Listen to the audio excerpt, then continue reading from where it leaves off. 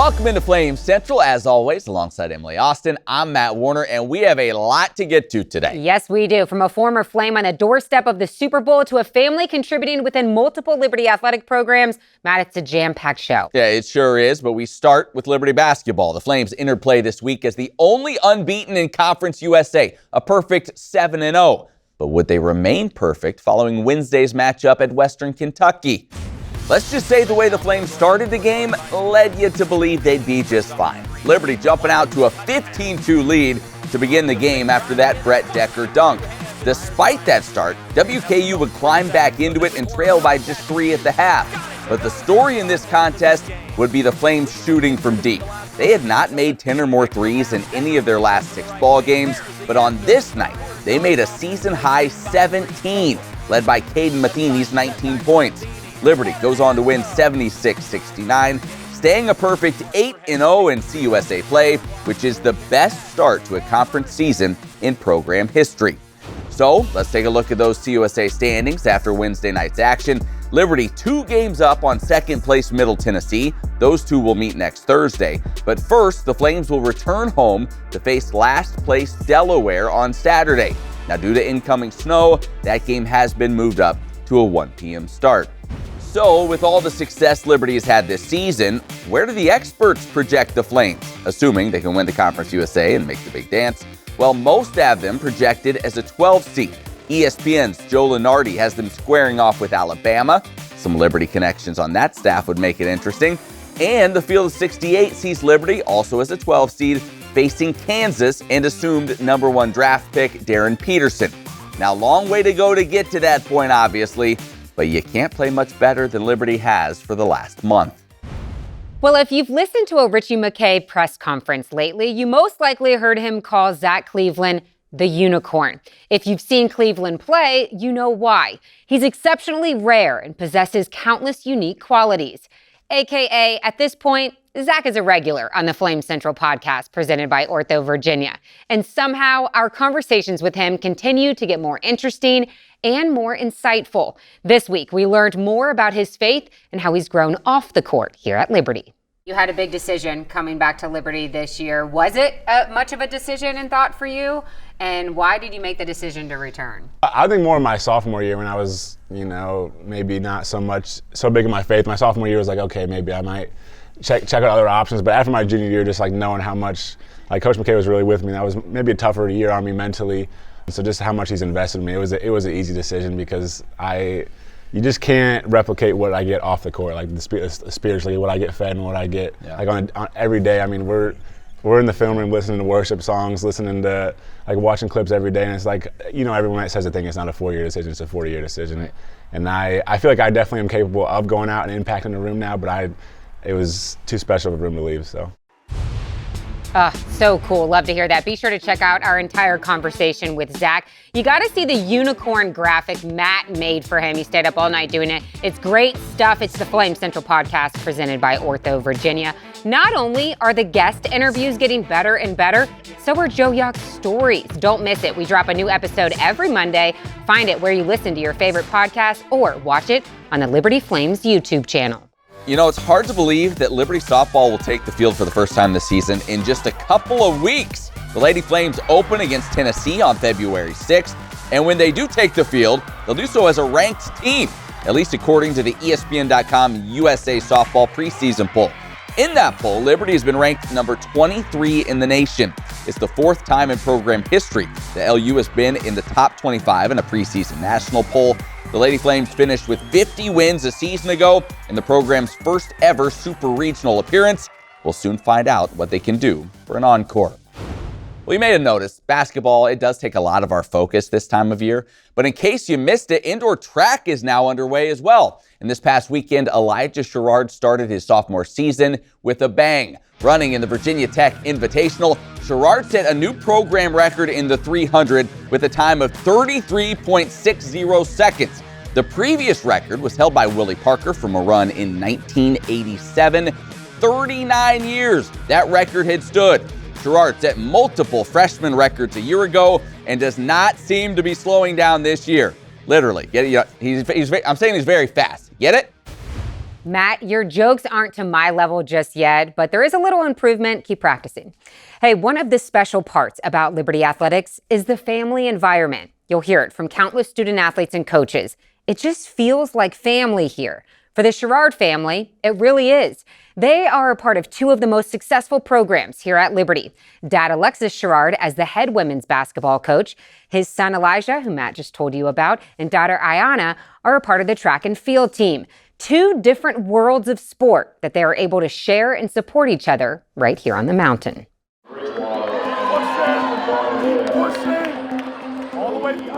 Their schedule is so demanding.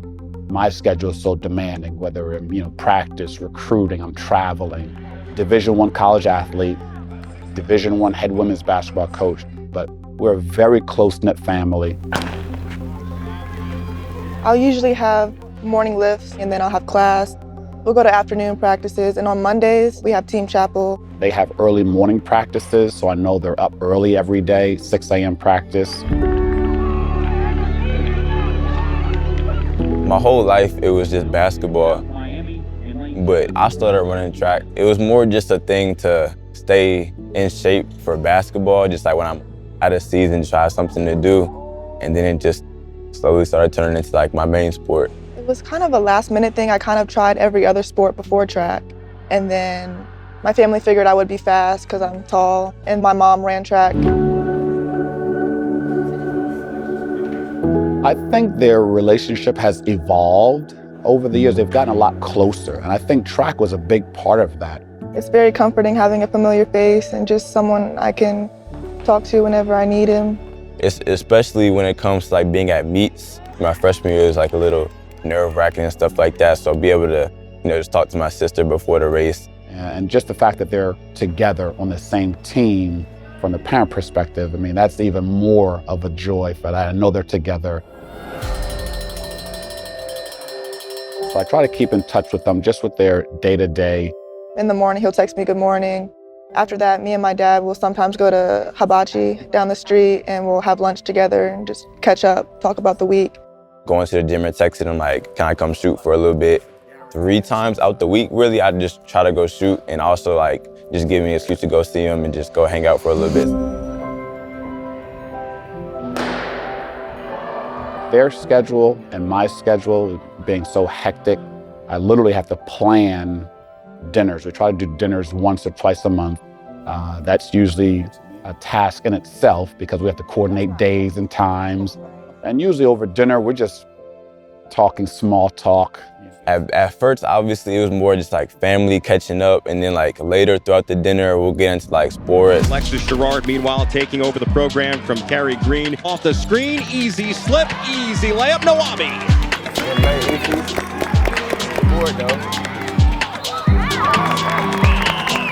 That was good hustle. When I'm watching the games, I like to focus on my dad and see like how he's coaching and his facial expressions and talk to him about that after the game. I mostly just have the phone recording and have like, my mom's there or something like that. She'll be yelling, I mostly just record it and then like let her know what I think I saw after. Keep pushing, keep pushing. There you go, there you go, there you go. Come on, Woody. Definitely I can hear him, especially in the outdoor meets, I can hear him over everybody's voice. Yeah, any track meet that they have that I'm available to be present, I'm always there, front row, filming, yelling. Sometimes I'm yelling the wrong things. I'm like getting a stance, like basketball, and my son's like, Dad, we're running track, we're not playing basketball.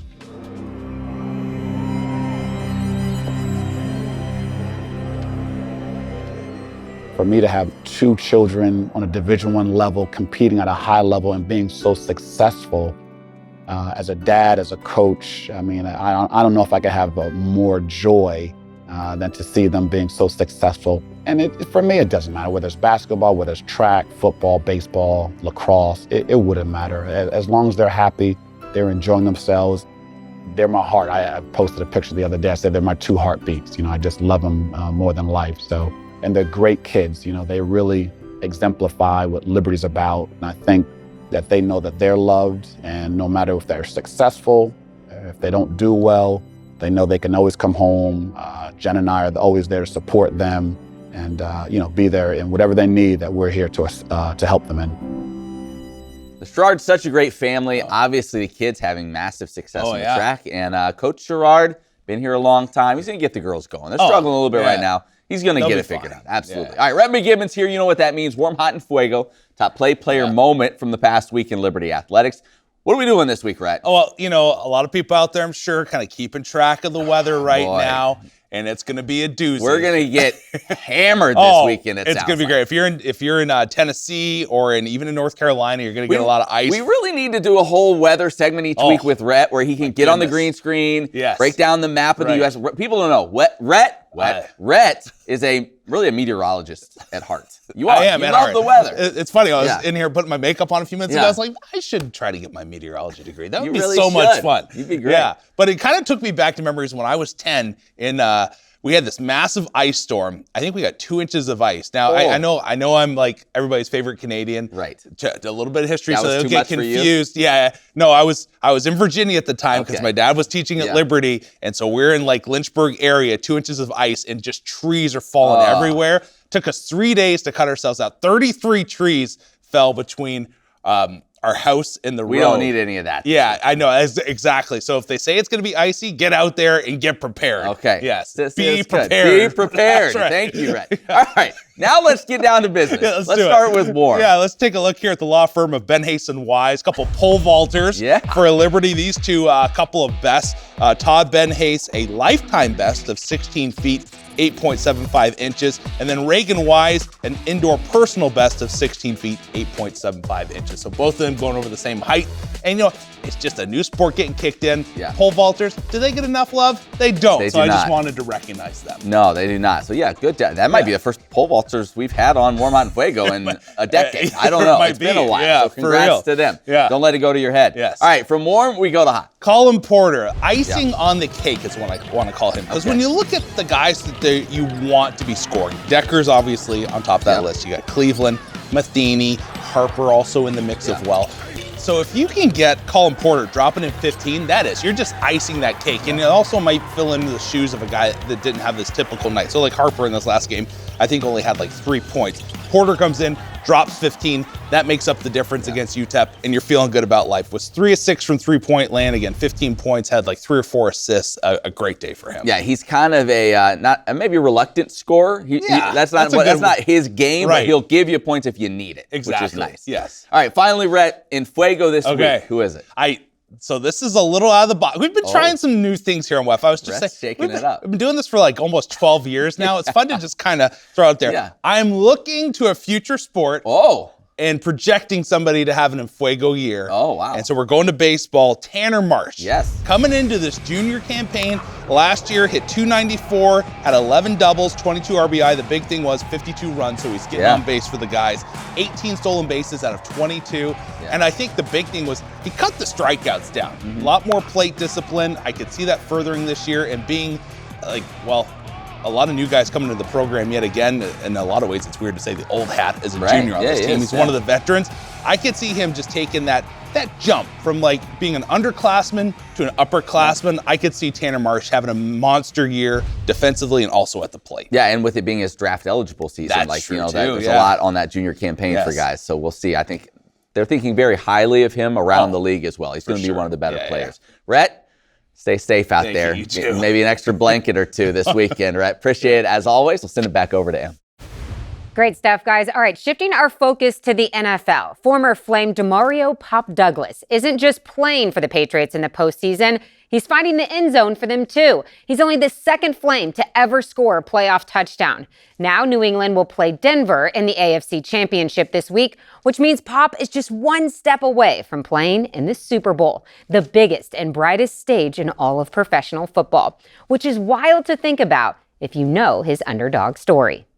With the 210th pick in the 2023 NFL Draft, the New England Patriots select Demario Douglas, wide receiver, Liberty University.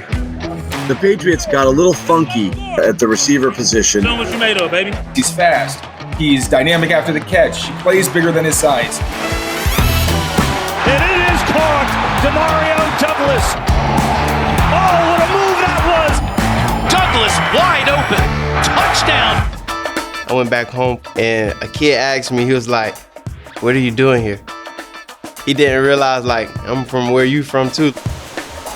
Home for Deario Pop Douglas is St. Augustine, Florida, just 40 miles southeast of Jacksonville. It's where he trains during the off-season, but more importantly, it's the home base of his support system, a trusted group of family and friends that have known Demario since birth. One of the easiest kids that I have. Off the field, these three ladies make up the core of Demario's support system. In fact, they're so important that he wears the number 3 in their honor. I got the 3. You know, my great-grandma, grandma, and my mom, you know, the most 3 important, you know, ladies in my life. And each has their own insight into how Demario's hard work and dedication have led him to the NFL. Very, very independent. Never wanted to be late to any event. When someone needed something, he was always the first to be there. The same energy he has as an adult, that's him as a child. On the field, coaches would teach Demario everything they knew about football. And in return, he would share his faith with them. This guy, you talking about faithful and trusting and actually believing in God. This kid has it. When I talk to him, most times it's not even about football, it's about life. He teaches you about loving who God made you to be. How y'all doing? Check. Okay, make sure. A lot of kids ask me, they be like, "You're short." I'm like, "Yeah, I ain't gonna lie." They was like, "How you in the NFL?" The assumption that Demario is too small to play football has been chasing him since his time in the Pop Warner League. Yeah, it was perfect today. It was perfect today. Somebody short was here. But he's always been quick with a response. Man, I said hard work. You know, hard work beats a lot of things out. These hurt more than anything. He said to me one time when he was in high school that they didn't think he was good enough. And I looked at him, he said, "But I'm not worried. I know my worth." Tonight at Camping World Stadium in downtown Orlando, the 8A title up for grabs between the unbeaten Columbus. Nice catch by Douglas. Demario's God-given talent, combined with his tenacious work ethic and growing knowledge of the game, would make him determined to prove the naysayers wrong. Douglas breaking tackles inside the 10 and in for a Mandarin touchdown. And by his senior year of high school, Pop had become a household name in the state of Florida. Douglas with his second touchdown catch of the night. And college coaches would begin to call. "Hey, can you get Demario Douglas up here for a camp?" Killed the camp. Absolutely killed the camp. Ran a 4.4 in the 40. Just killed the camp. And the coach didn't even talk to him after the camp. Nobody talked to us. We just left. It's like, you're a great player, but your height, you might be an issue. It's Douglas. In football, the eye test is 50% of the deal. And touchdown is third of the night. In Division I college football, the average height of a wide receiver is just under 6'1". In the NFL, it's 6'2". Demario is 5'8". What a catch by Douglas! It's hard to go in these recruitment meetings, come back with a 5'8", 140 pounds. It's like, we can get this kid anywhere. But his size wasn't an issue for Liberty University. During Demario's senior season in high school, he was offered a full scholarship to play for the Flames. I knew that he was going to be better than any adversity that he did have. It was a blessing in the fact that he even chose Liberty right after the championship game for the state of Florida. Like, all these offers came in, he was like, "I'm already committed to Liberty." The pass to Douglas, he's got it. He probably could have went to a bigger school, but choosing Liberty, that lets you know where he was headed and what he was destined for. And what's a blessing, we end up playing those teams. Throws on the run, wide open, a catch is made by Douglas. And after we play those teams, the coach is coming up to me like, "You supposed to be here." Nah, I'm where I'm supposed to be. Looking, throwing, end zone, the adjustment is made by the defender, and it is intercept. Oh, it's caught! Touchdown, Douglas! You know, God has his hand on me. So keep that heel flat. 5 each way. And when Demario's time at Liberty was complete, he turned his focus toward the NFL, and he would be determined more than ever to get there. At the end of the day, you have to have a plan B. And he was like, I don't have a plan B. He was like, NFL is my plan A, my plan B. He's like, even if I got to be the water boy, I'm going to the NFL. And 6-time Super Bowl champion New England Patriots select Demario Douglas. Watched every round, and as soon as he got drafted, I gave him a call. And of course, Pop picked up yelling, "Coach, I did it, we did it." That's the only time I've ever seen him cry. Like, I just want to be an example for, the kids that feel like they're not tall enough or don't have some type of ability to make it to the league. Everybody say, your school that I come from, and I'd be like, yeah, Liberty University, and they'd be like, man, you come from a small school, you short, man, you blessed. I'd be like, yeah, it's crazy, but nobody see the work that I put in though. They see the outside stuff, but they don't see the work that I put in to, to get to this level.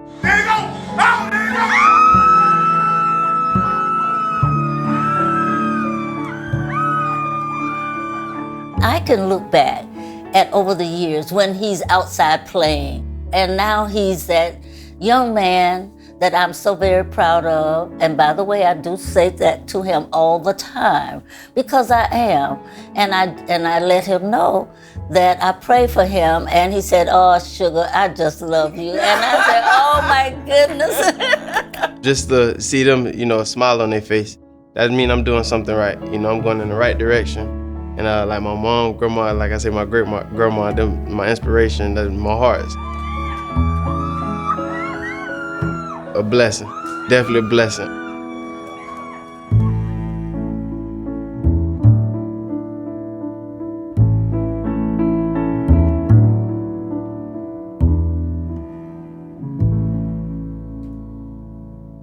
I just love a good underdog story. Yeah. I love it even more because it's Demario Douglas. He was such a gem to cover here on the mountain. And the 3 that he wears for his mom, grandma, and great-grandma, I have a feeling that if the Patriots make it to the Super Bowl, we may hear them screaming and cheering about it from here in Lynchburg. I think you're right. And if he does make the Super Bowl, he'll have the chance to be just the second Flame ever to win a Super Bowl ring. Dwayne Carswell being the first back with the Broncos years back. So some history perhaps being made with Demario Douglas, and couldn't be happier for him. So Flames Nation, you need to be a Pats fan even if you really, I know, Matt Warner won't do it. Yeah. Hey, we're out of time. Be sure to check out the Flame Central podcast presented by Ortho Virginia. I think we're doing it this week. Rain, sleet, buried snow, in snow. We're like the mailman. shine. Yeah, it doesn't matter. We'll do it Zoom-wise. That's right. Hey, and for any stories you might have missed, as always, you can go to libertyflamecentral.com. She's Emily. I'm Matt. Thank you so much for watching. We'll see you right back here next week.